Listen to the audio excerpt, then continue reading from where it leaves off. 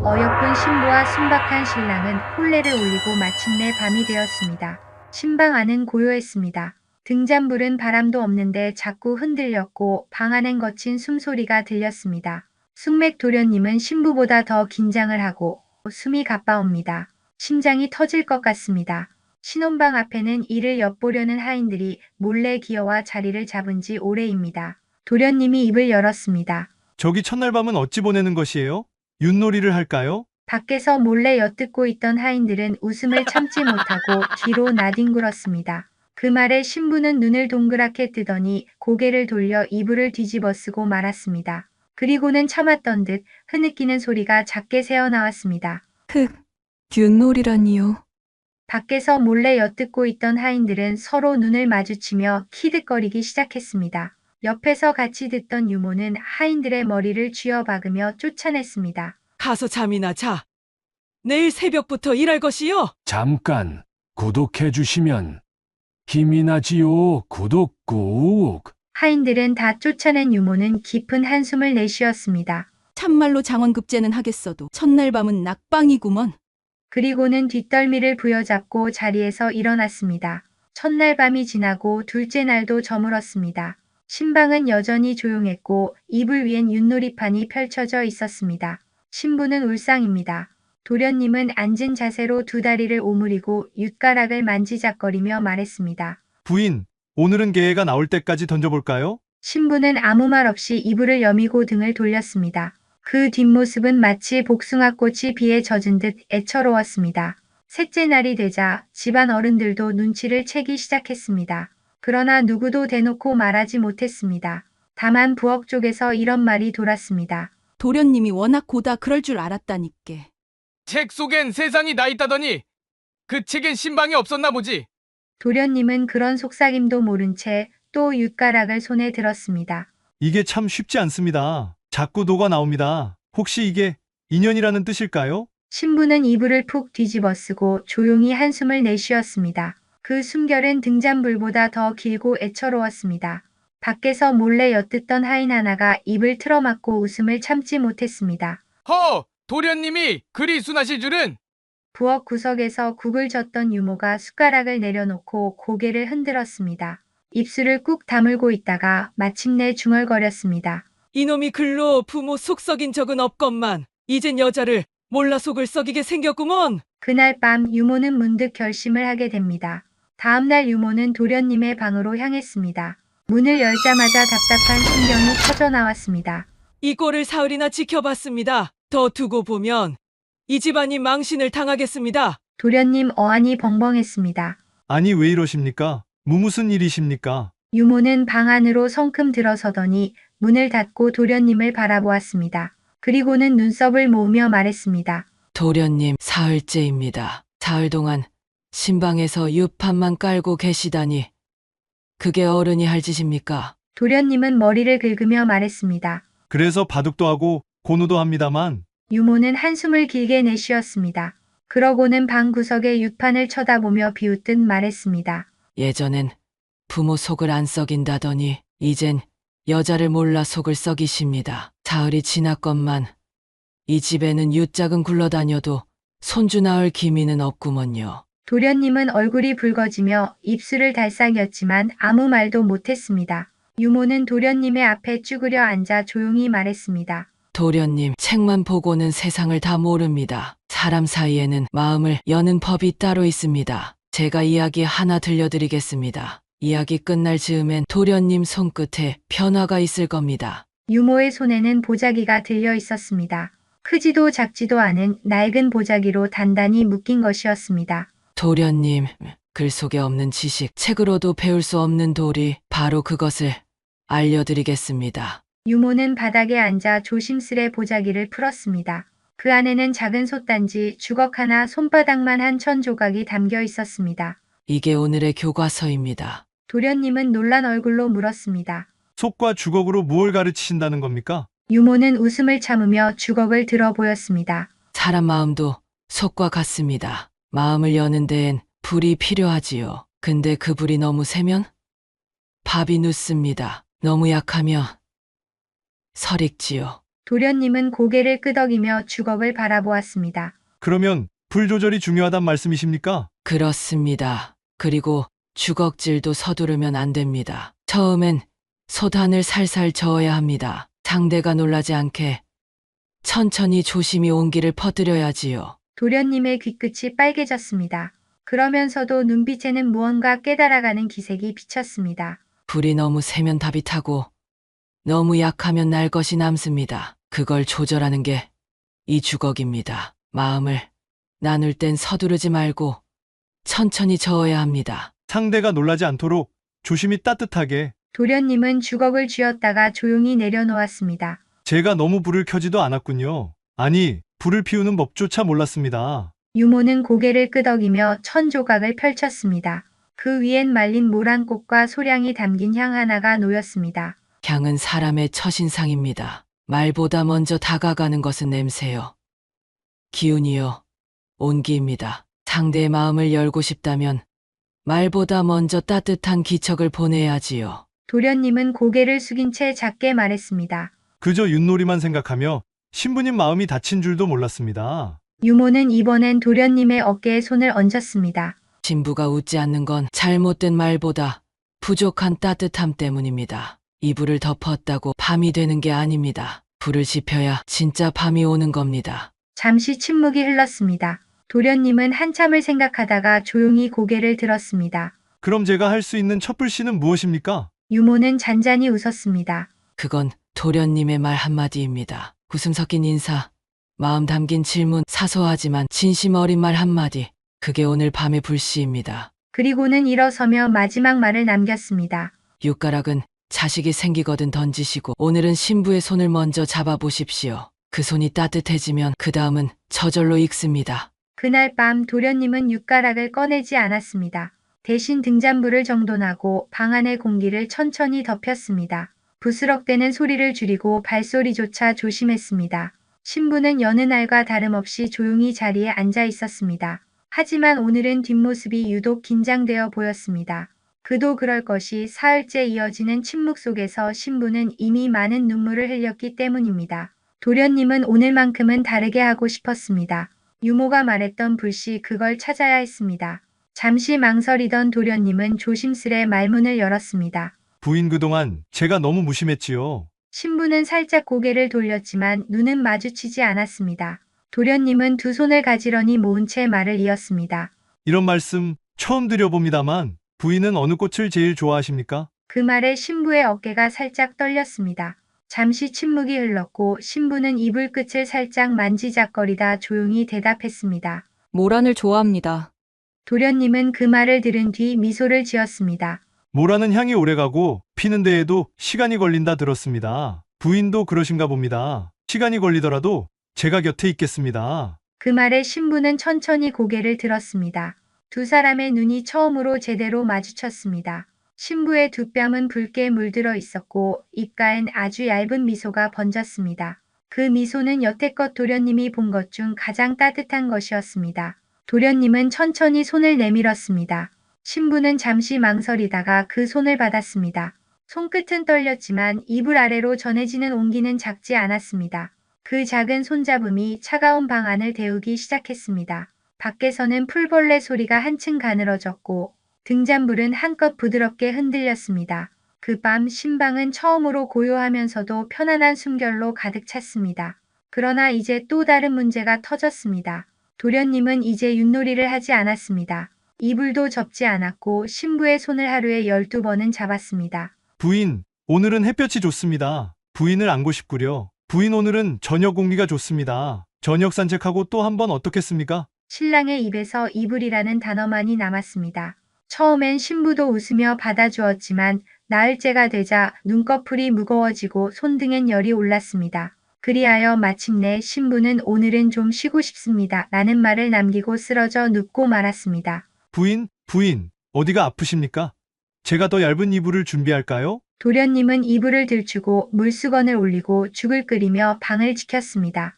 관직에서 출근하라 전갈이 날아와도 그는 손가락 하나 까딱하지 않았습니다. 내색 씨가 아픕니다. 나라실도 사람 살고 봐야 하는 법이지요. 이 소문은 삽시간에 저작거리로 퍼졌고 결국 궁궐까지 닿고 말았습니다.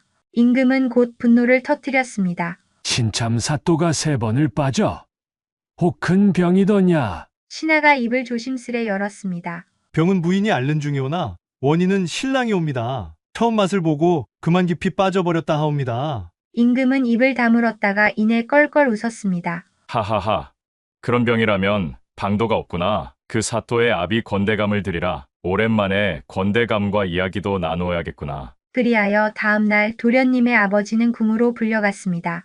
왕 앞에 엎드린 그는 자식 이불 걱정으로 땀을 뻘뻘 흘렸습니다. 임금은 웃으며 말했습니다. 자네 아들은 충직하긴 하나 방한 일에 너무 성시하구려. 사람 일이란 뜨겁게 굽되 너무 태우진 말아야지. 그대가 알아서 일러두시오. 나는 더 말하지 않겠소이다. 도련님의 아버지는 궁에서 돌아오자마자 아들을 사랑채로 불렀습니다.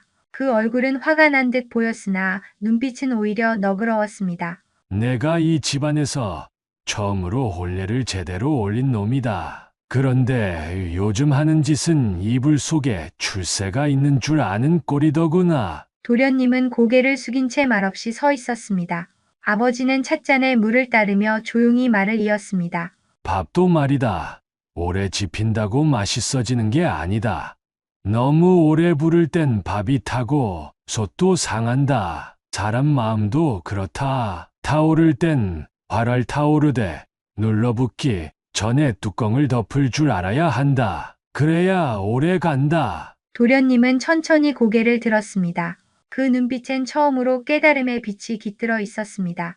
아버지 제가 너무 앞만 보고 달렸습니다. 부인을 사랑한단 마음이 크다 보니 다른 것들을 놓쳤습니다. 아버지는 그 말에 고개를 끄덕였습니다. 사랑은 좋다. 허나 그 사랑이 가정을 망치면 욕심이고 지킬 줄 알면 도리다. 그날 이후 도련님은 다시 관청에 출근하였습니다. 말투는 여전히 부드러웠고 신부에게 보내는 눈길도 따뜻했으나 이불은 스스로 개고 낮에는 윷놀이도 꺼내지 않았습니다. 밤이 되어서야 살그머니 신부의 손을 잡고 속삭였습니다. 부인 이제는 조심스럽게 오래오래 가고 싶습니다. 며칠 후 신부는 도련님을 부르더니 이불 속에서 소곤소곤 말했습니다. 이 안에 아기가 있는 것 같아요.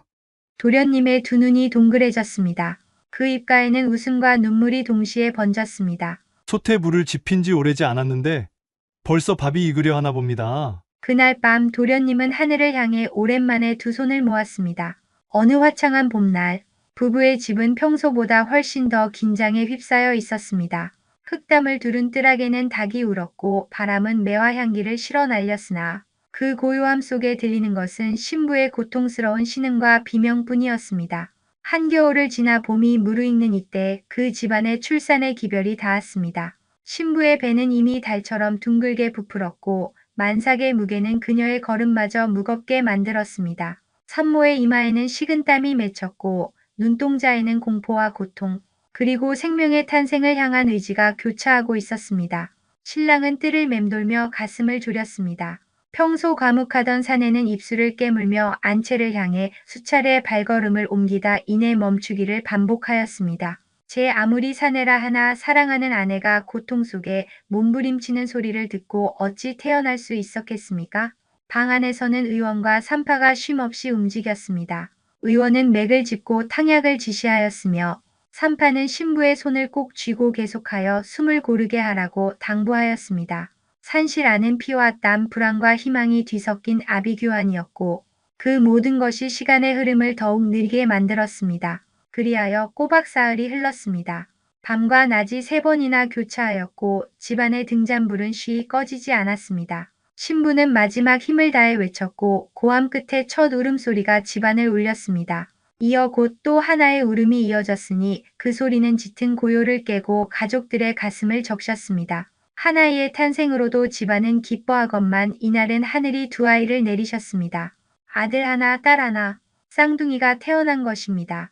산파는 떨리는 손으로 아기들을 감쌌고 의원은 신부의 맥을 다시금 짚으며 안도의 숨을 내쉬었습니다. 신부는 온몸이 지쳤지만 두 눈으로 아이들의 얼굴을 확인한 뒤 비로소 눈을 감고 짧은 잠에 들었습니다. 사흘 동안 한숨도 쉬지 못하던 그녀의 품에는 이제 작고 연한 두 생명이 포근히 안겨 있었습니다. 이 소식을 들은 신랑은 안채로 달려들어왔습니다. 아이들의 울음을 듣는 순간 그는 무릎을 꿇고 말없이 흐느꼈습니다.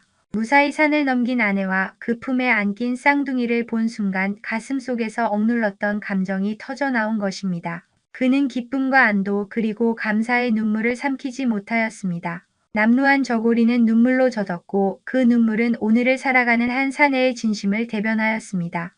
이날 이후 집안은 웃음소리가 끊이지 않았습니다. 이웃들이 떡을 나르고 사대부집 노인조차 이 얼마나 복된 일이냐 하며 감탄하였습니다. 신랑은 아기들을 안고 하늘을 우러러 절을 올렸으며 신부는 창호 사이로 들어오는 햇살을 맞으며 조용히 미소 지었습니다. 쌍둥이의 첫울음은 단지 새로운 생명의 시작만이 아니라 가문의 새로이 내린 복의 증표였고 사랑이 고통을 이겨낸 증명이었습니다.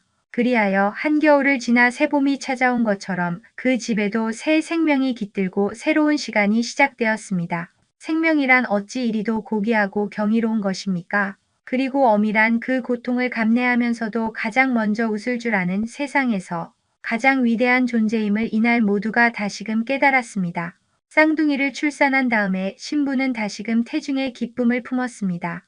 이번에는 이전보다 산기가 한결 수월하였고 집안은 익숙한 손길과 마음으로 준비를 하였습니다. 신랑은 여전히 아내 곁을 떠나지 않았고 의원과 산파 역시 지난해의 일로 익숙해진 듯 침착하게 움직였습니다. 마침내 고요한 밤을 깨우는 울음소리가 들렸고 사랑스러운 막내딸이 태어났습니다. 그녀는 작은 체구였지만 울음은 맑고 힘이 있었습니다. 신부는 아이를 안으며 조용히 웃었습니다. 사내의 눈에는 다시금 눈물이 맺혔습니다. 새 아이는 무럭무럭 자라났습니다. 첫째 아들은 말수가 적으나 사려 깊고 그를 좋아하였으며 둘째 딸은 야무지고 마음이 넓어 마을 노인들에게도 칭찬을 받았습니다. 막내딸은 웃음이 많고 재치가 있어 집안의 기쁨이었습니다. 아이들은 서로를 아끼고 도우며 자라 집안에는 다툼이 없었습니다. 아내는 자녀들의 바른 성품과 총명함을 보며 매일같이 감사한 마음을 품었습니다. 세월이 흐르고 아이들이 장성하자 장남은 과거에 급제하여 벼슬길에 올랐고 둘째, 딸은 고운 마음을 지닌 집안에 혼인하여 살뜰한 안악이 되었습니다. 막내딸 또한 재주와 지혜를 겸비하여 마을에서 이름난 교수가 되었습니다. 자녀들이 저마다의 길에서 빛을 내니 부부는 늘 고개를 숙여 하늘에 감사드렸습니다. 집안에는 언제나 웃음이 떠나지 않았습니다. 식탁에 둘러앉은 가족들의 따뜻한 눈빛, 아침마다 들리는 인사와 아이들의 제잘거림은 세상 그 어떤 부귀보다 귀하였습니다. 신부는 가끔 마루에 앉아 햇살을 맞으며 지난 세월을 떠올렸습니다. 고통 속에서 낳은 아이들이 훌륭히 자라준 것만으로도 인생은 충분하다 여겼습니다. 그리하여 그 집은 정성과 사랑이 깃든 진정한 행복의 집이었습니다. 이쯤에서 전해 내려오는 전설 하나를 이야기하고자 합니다. 마을 중턱에는 크고 묵직한 바위 하나가 있습니다. 마을 사람들은 그 바위를 두고 철드는 바위라 부릅니다. 전해지는 말에 따르면 이 바위 앞에 3일간 정성껏 기도를 올리면 철없던 사내라도 마음을 다잡고 바른 길을 찾는다고 합니다. 바위는 말없이 마을을 내려다보며 오랜 세월 수많은 사연을 품어왔습니다. 사실 유모는 도련님 몰래 마을 중턱 철드는 바위로 향하였습니다. 그리고 그 앞에 앉아 정성껏 기도를 올리기 시작하였습니다. 첫날엔 도련님이 부디 책임감을 알고 한 가정을 이끄는 남편이 되게 해달라고 기도하였습니다. 둘째 날에는 아내를 아끼고 존중할 줄 아는 사람이 되게 해달라며 간절히 빌었고 셋째 날에는 도련님이 진정으로 철든 사내가 되어 마을의 웃음이 되게 해달라며 눈물로 기도하였습니다. 셋째 날 유모에게 번개처럼 스치는 생각이 떠올랐습니다. 도련님이 말로는 알아들을 수 없는 사람이니 몸소 보여주고 깨닫게 해야 한다고 여긴 유모는 지혜를 짜냈습니다. 그렇게 얻은 것이 바로 솥뚜껑 밥주걱 그리고 비단이었습니다. 비록 어리숙하고 세상 물정 몰랐던 도련님이었으나 유모의 정성 어린 가르침 덕에 단번에 깨우치고 부인을 진심으로 아끼는 남편이 되었습니다. 첫날 밤 이후 도련님은 예전의 허영을 버리고 하루하루 부인을 향한 사랑과 책임으로 살아가기 시작하였습니다. 그 모습을 지켜본 유모는 마치 제 자식이 바른 길을 찾은 듯 가슴 깊이 안도하였고 눈가엔 흐뭇한 미소가 떠나지 않았습니다. 부부가 서로를 존중하며 정을 쌓아가는 모습을 볼 때마다 유모는 내 기도와 가르침이 헛되지 않았구나 하고 스스로를 다독였습니다. 그렇게 도련님 내외가 화목한 삶을 이어가는 동안 유모는 마음 놓고 늙어갈 수 있었고 따뜻한 웃음 속에서 인생의 보람을 느끼며 하루하루를 평온히 살아갔습니다. 잠깐 구독해 주시면 힘이 나지요. 구독 꾹.